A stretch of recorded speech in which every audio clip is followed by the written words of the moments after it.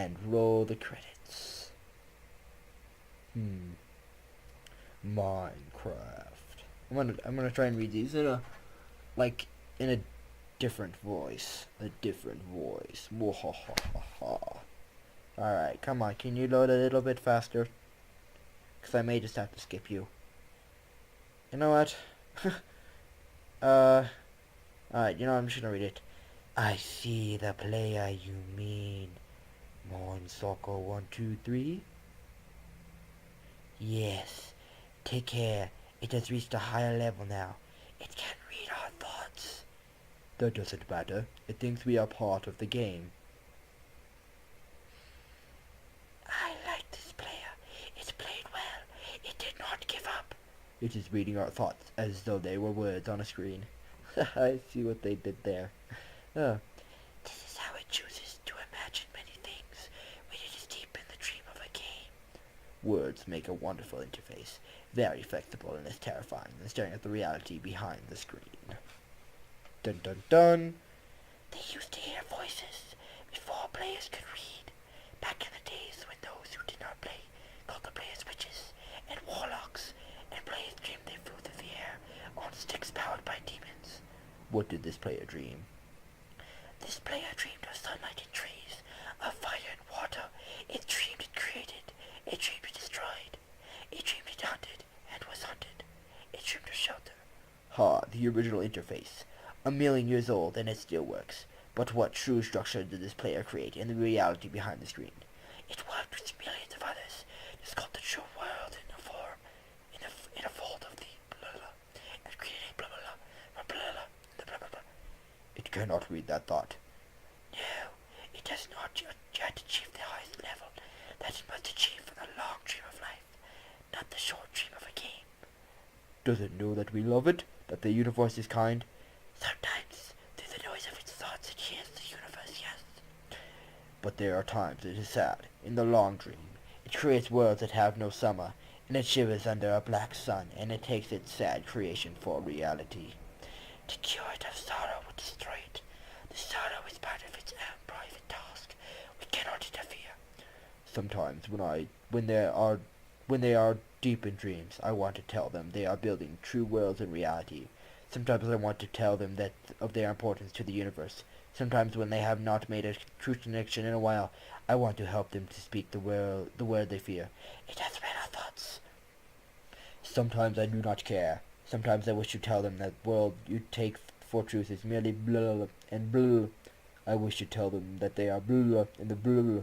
They seem so little in reality, in their long dream. And yet they play the game. But it would be so easy to tell them. Too strong for this dream. To tell them how to live is to prevent them living. I would not tell the player how to live. The player is growing restless. I will tell the player a story. But not the truth.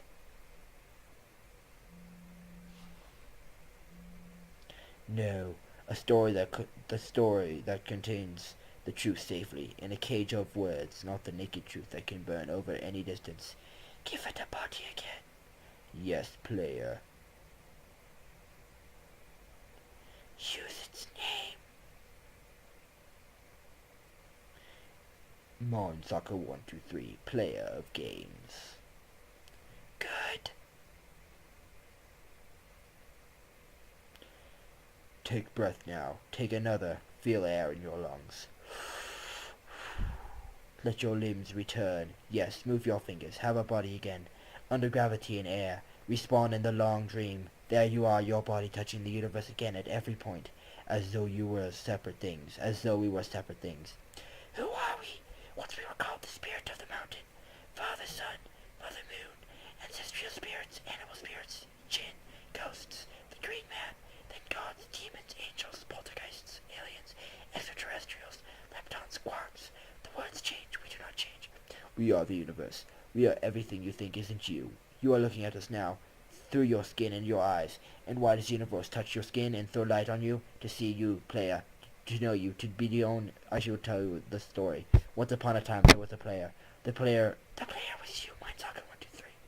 Sometimes it thought itself human, and the thin crust of a spinning globe of molten rock. The ball of molten rock circled a ball of blazing gas that was 330,000 times more massive than it.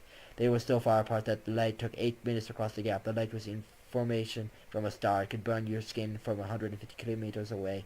Sometimes the player dreamed it was a miner. On the surface of the world that was flat and infinite, the sun was a square of white. The days were short, there was much to do, and death was a temporary inconvenience. Sometimes the player dreamed it was lost in a story. Sometimes the player dreamed it was other things, in other places. Sometimes these dreams were disturbing, sometimes very beautiful indeed. Sometimes the player woke from one dream into another, then woke from that into a third. Sometimes the player dreamed to watch words on a screen.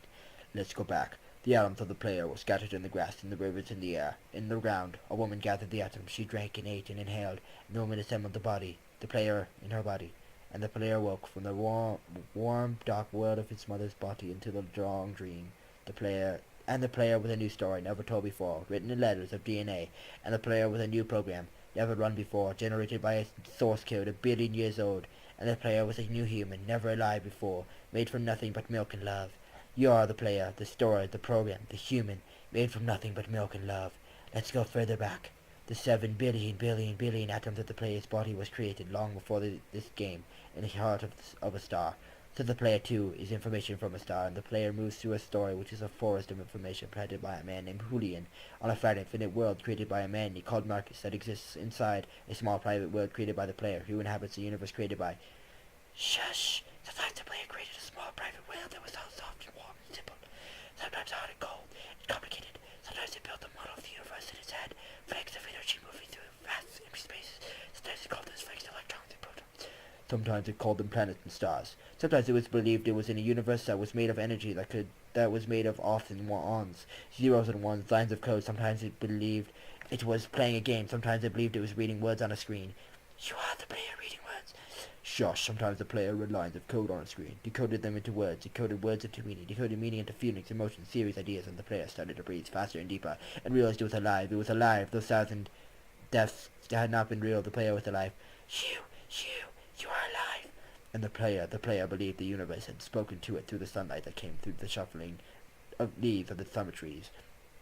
And sometimes the player believed the universe had spoken to it through the light that fell from the crisp sky of night, where the fleck of light in the corner of the player's massive eye might be a star 1 billion times as massive as the sun.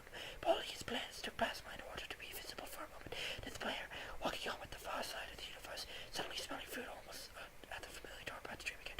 And something the player believed the universe had spoken to it through ones and zeros, through the electricity of the world, through the scrolling words on a screen at the end of the dream. And the universe said, I love you. And the universe said, you have played the game well. And the universe said, everything you need is within you.